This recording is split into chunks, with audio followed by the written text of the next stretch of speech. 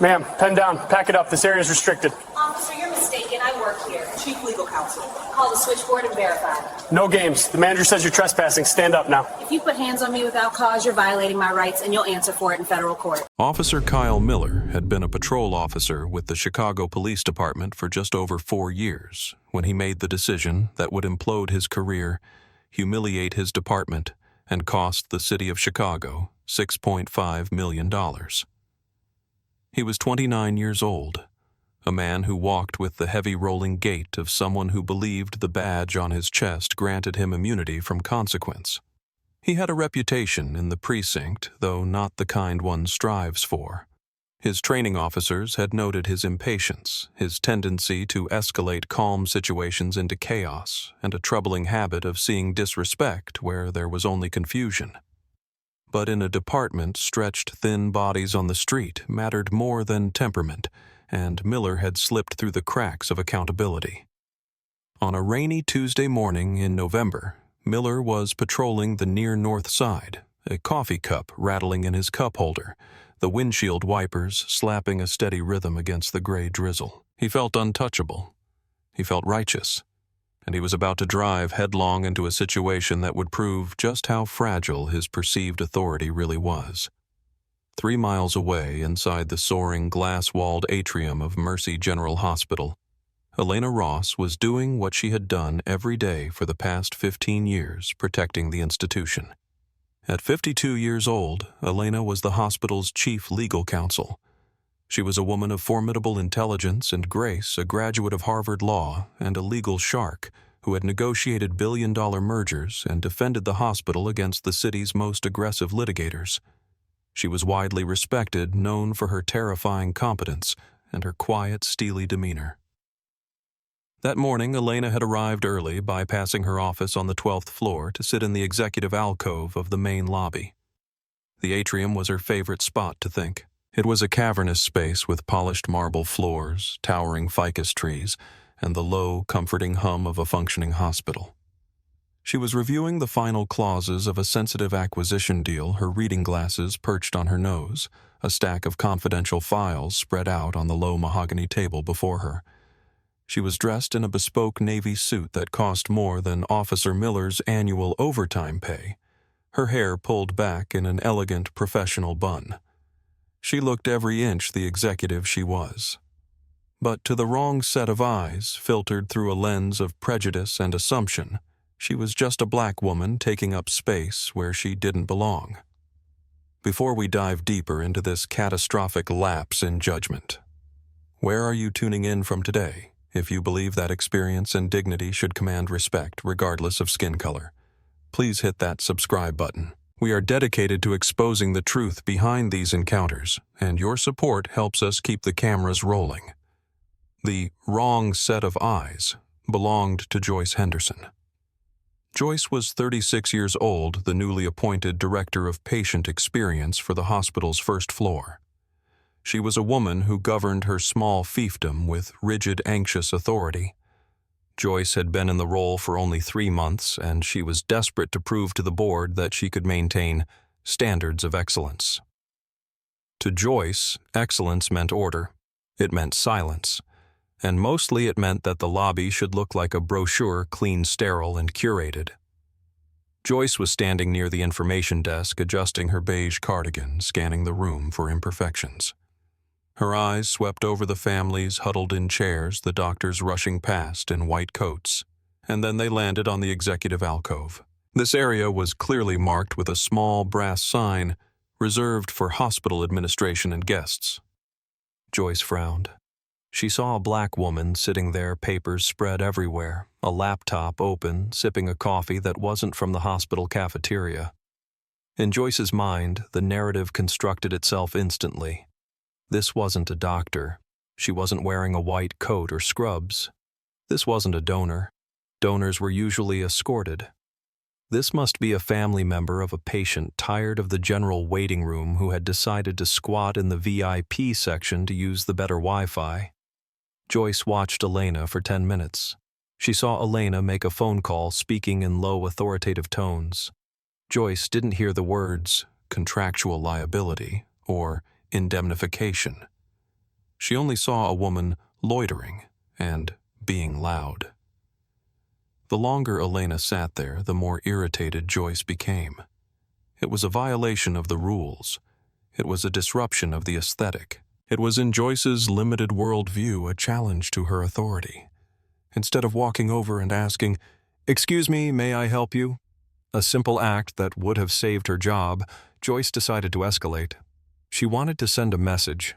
She wanted the lobby cleared. She pulled out her cell phone and dialed the police non-emergency line, her voice dropping to a conspiratorial whisper. "Yes, this is Joyce Henderson, hospital administrator at Mercy General. I have a situation in the main lobby. There is a trespasser refusing to vacate a restricted area. She's been here for nearly an hour. She's disturbing the peace and she's making the staff uncomfortable. I need an officer to remove her." The dispatcher asked the standard questions. Was she violent? No. Was she armed? Unlikely. But Joyce pressed the urgency. "She's belligerent. She's refusing to follow hospital policy. We need her removed immediately." The call went out. Officer Kyle Miller, bored and looking for something to break the monotony of a rainy Tuesday, took the dispatch. "Trespasser at Mercy General. Female non-compliant." He threw his car into gear. In his mind, he wasn't going to investigate a potential misunderstanding. He was going to enforce the law. He was going to clean up the mess. Officer Miller arrived at the hospital entrance at 9:15 a.m., parking his squad car in the ambulance bay, forcing an incoming EMT crew to navigate around him. He stepped out into the rain, adjusting his belt, feeling the familiar weight of his equipment. He walked through the sliding glass doors with his chin up his eyes, scanning the room, looking for the threat. The hospital lobby was busy. Nurses in blue scrubs hurried by with clipboards. A porter pushed a wheelchair carrying an elderly man. The smell of antiseptic and roasted coffee hung in the air. Miller spotted Joyce near the information desk. She waved him over, looking relieved and vindicated. "Officer," Joyce said, stepping forward, her hands clasped nervously. "Thank you for coming so quickly. She's over there." She pointed a manicured finger toward the executive alcove near the floor-to-ceiling windows. Miller looked. He saw a woman in a suit sitting quietly reading a document. She didn't look like a vagrant. She didn't look like a troublemaker. But Miller had been told she was a problem, and Miller trusted the voice of authority, at least the authority that looked like him over the evidence of his own eyes. "She's been asked to leave," Miller asked, pulling his notepad out, but not opening it. "She knows she's not supposed to be there," Joyce lied, justifying her own lack of direct confrontation. "It's a restricted area. She's making people nervous." "I'll handle it," Miller said. He didn't ask what the woman was doing. He didn't ask if she had identified herself. He didn't ask for a description of the disturbance. He simply turned and marched across the polished marble floor, his boots clicking loudly, a predator closing in on prey that didn't yet know it was being hunted. "Do you think police officers should be required to speak with the subject of a complaint before deciding on a course of action?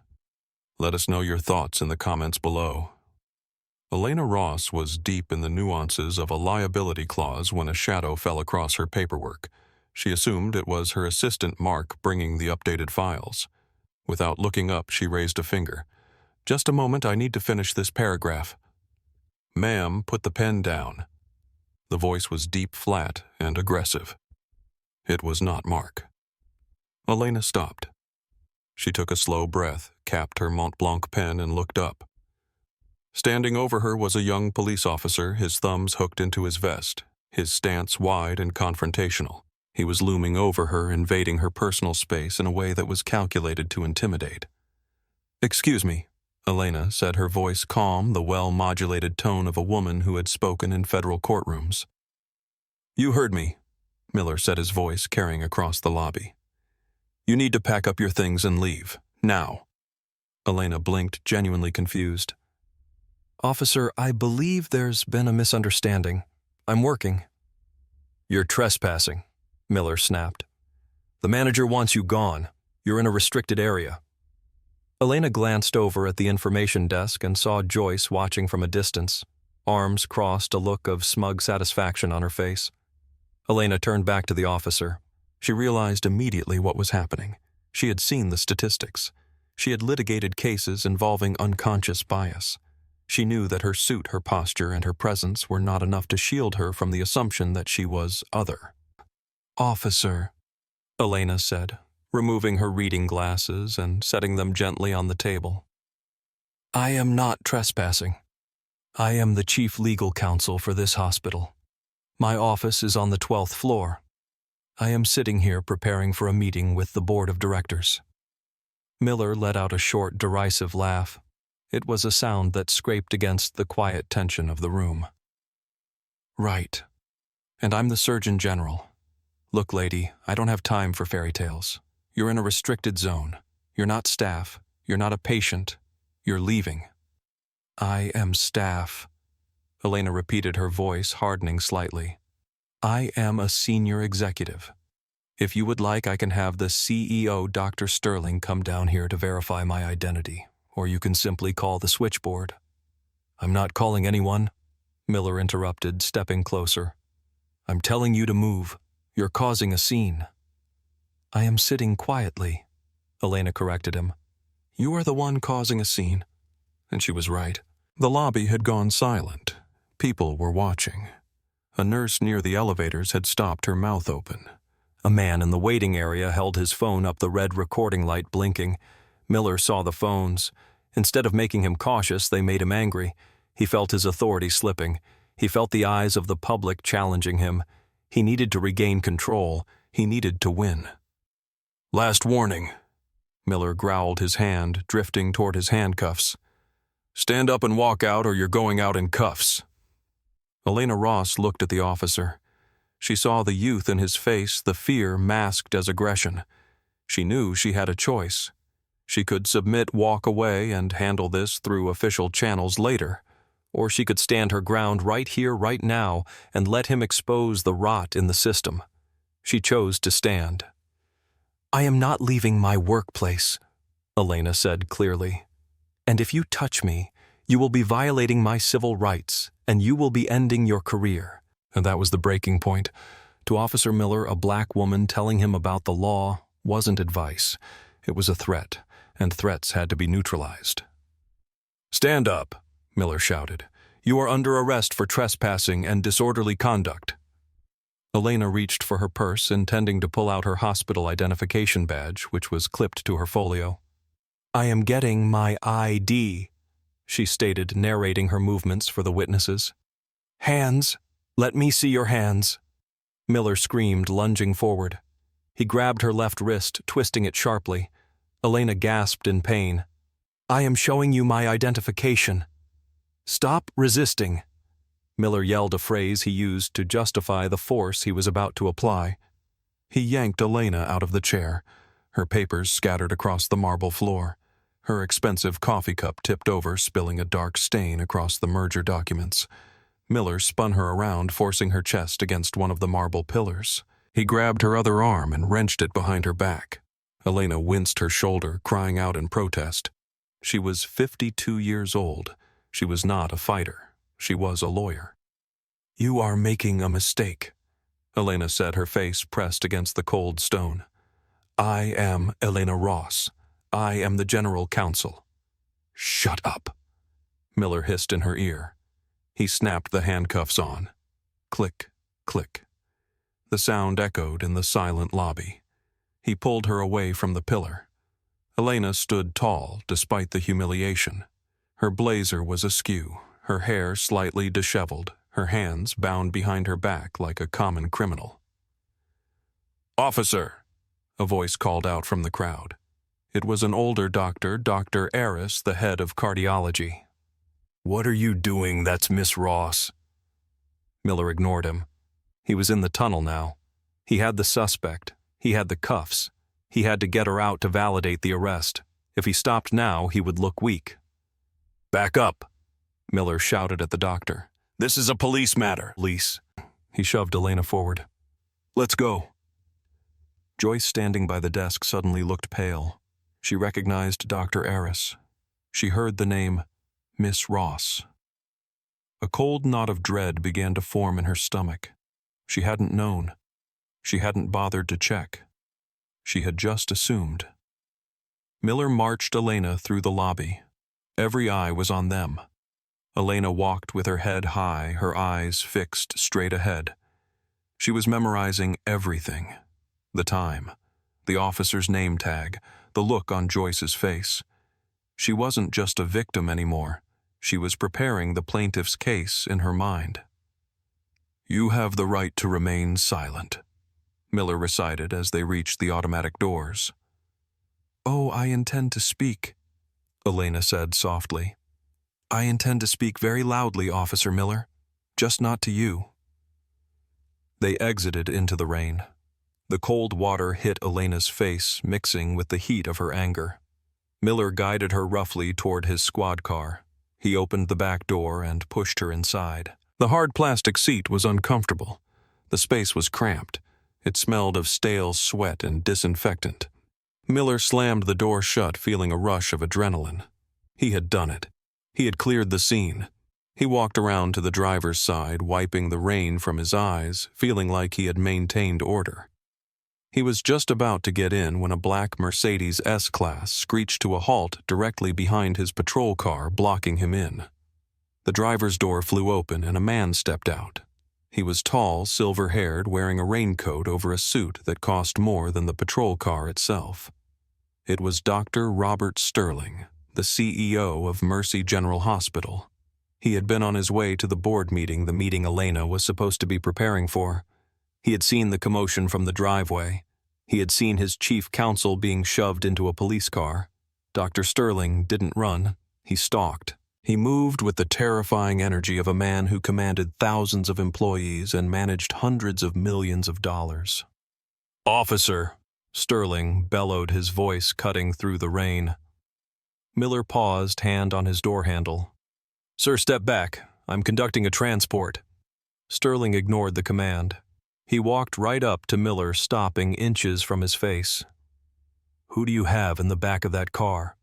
"A trespasser," Miller said, puffing his chest out. "Refused to leave the premises." "A trespasser?" Sterling's face turned a shade of red that was visible even in the gray light. "You idiot! That is Elena Ross. She is the Chief Legal Counsel for this entire hospital system. She effectively owns the building you just dragged her out of." Miller froze. The rain hammered against his hat. The words took a moment to sink in. Chief Legal Counsel. She didn't have ID. Miller stammered, his confidence evaporating like mist. "The manager said..." "I don't care what the manager said," Sterling roared. "You arrested the head of our legal department on her own property. Open that door. Now." Miller hesitated, his mind racing. If he opened the door, he was admitting a mistake. If he didn't, this man looked ready to tear the car apart with his bare hands. I can't release a suspect once they're processed." Miller tried clinging to protocol as a life raft. "Suspect." Sterling pulled out his phone. "I am calling the police commissioner. He is a personal friend. And then I am calling the mayor. You have exactly 10 seconds to decide if you want to be a police officer tomorrow." At that moment, a second police vehicle pulled up. A sergeant stepped out, looking weary. He had heard the radio chatter and the escalation in Miller's voice. He saw the Mercedes. He saw the CEO. He saw the disaster unfolding. "Miller," the sergeant barked. "What is going on here?" "He arrested Elena Ross," Sterling shouted at the sergeant. "My chief counsel." The sergeant stopped dead. He looked at Miller. He looked at the woman in the back of the car, who was now staring out the window with a look of calm, terrifying patience. The sergeant knew Elena Ross. He had testified in cases where she represented the hospital. She was a heavyweight. "Miller," the sergeant said, his voice dropping to a dangerous whisper. "Did you verify her ID?" "She refused to show it." Miller lied. Elena's voice came muffled through the glass. "I offered 3 times. He refused to look." The sergeant closed his eyes for a second, silently cursing the day Miller was hired. He walked over to the back door and opened it. "Ms. Ross," the sergeant said, his tone apologetic. "I am so sorry. Please step out." Elena swiveled her legs out. She couldn't stand easily because her hands were still cuffed behind her back. "Sergeant merely," she said, recognizing him. "Am I free to go, or am I still a trespasser in my own hospital?" "Get these cuffs off her!" the sergeant snapped at Miller. Miller fumbled for his keys. His hands were shaking. He unlocked the cuffs. Elena rubbed her wrists. There were deep red indentations where the metal had bitten into her skin. "Ms. Ross," Sterling said, rushing to her side, holding an umbrella over her. "Are you all right? This is insanity." "I'm fine, Robert," Elena said, her voice icy. She looked at Miller. "Officer Miller, is it?" Miller couldn't meet her eyes. "Yes, ma'am." "You refused to check my credentials. You used excessive force on a compliant subject. You arrested me based on the biased complaint of a manager without conducting a preliminary investigation. You have violated the 4th and 14th Amendments of the Constitution." She smoothed her jacket. "I will be seeing you in court, and I will be seeing your badge." The aftermath was swift, brutal, and public. The video of the arrest, filmed by the patient in the lobby, went viral before Elena had even finished giving her statement to Internal Affairs. The image of a 52-year-old black executive in a tailored suit being slammed against a marble pillar by a 29-year-old white officer was played on every major news network. The headline, "Hospital Legal Chief Arrested for Existing While Black in Her Own Lobby." Mercy General Hospital didn't just apologize. They went on a warpath. Dr. Sterling fired Joyce Henderson the next morning. Her explanation that she was just trying to maintain standards was met with a termination letter citing gross incompetence and discriminatory behavior. Officer Kyle Miller was placed on administrative leave immediately, but the investigation didn't take long. The Bodycam footage damned him. It showed Elena calmly identifying herself. It showed Miller's immediate aggression. It showed his refusal to verify her claim. Miller was fired 3 weeks later. The review board found that he had violated 6 separate departmental policies, including de-escalation protocols, unlawful arrest procedures, and conduct unbecoming of an officer. His name was added to the decertification list, effectively banning him from law enforcement in the state. But the real blow came in civil court. Elena Ross sued the city and the police department. She didn't do it for the money. She did it to set a precedent. The city settled for $6.5 million, one of the largest payouts for a wrongful arrest in Chicago's history. Elena donated a significant portion of the settlement to a legal defense fund for victims of racial profiling who didn't have her resources or her status. 6 months later, Elena walked back into the hospital lobby. She stopped at the executive alcove. The coffee table had been replaced. The chair was new. She sat down, opened her laptop, and began to work. A new security guard walked by. He smiled at her. "Good morning, Ms. Ross." "Good morning," she replied. She was safe. She was respected. But she knew that if she hadn't been the chief legal counsel, if she had been a teacher or a nurse or just a mother waiting for her son, the story would have ended differently. And that knowledge kept her fighting. This story isn't just about bad policing. It's about the catastrophic cost of assumptions. Officer Miller and Administrator Joyce looked at a professional woman and saw a threat because their bias filled in the blanks their intelligence should have questioned. They had authority, but they lacked curiosity, and that absence of curiosity destroyed their lives and traumatized an innocent woman. It forces us to ask, how many people are sitting in prison right now because they didn't have a CEO to vouch for them? How many careers have been ruined because an officer decided being right was more important than being just? What do you think needs to change to prevent this? Should officers be personally liable for civil rights violations? Let's keep this conversation going in the comments. Your voice matters in demanding a system that sees the person, not the profile. Thanks for watching, and stay safe.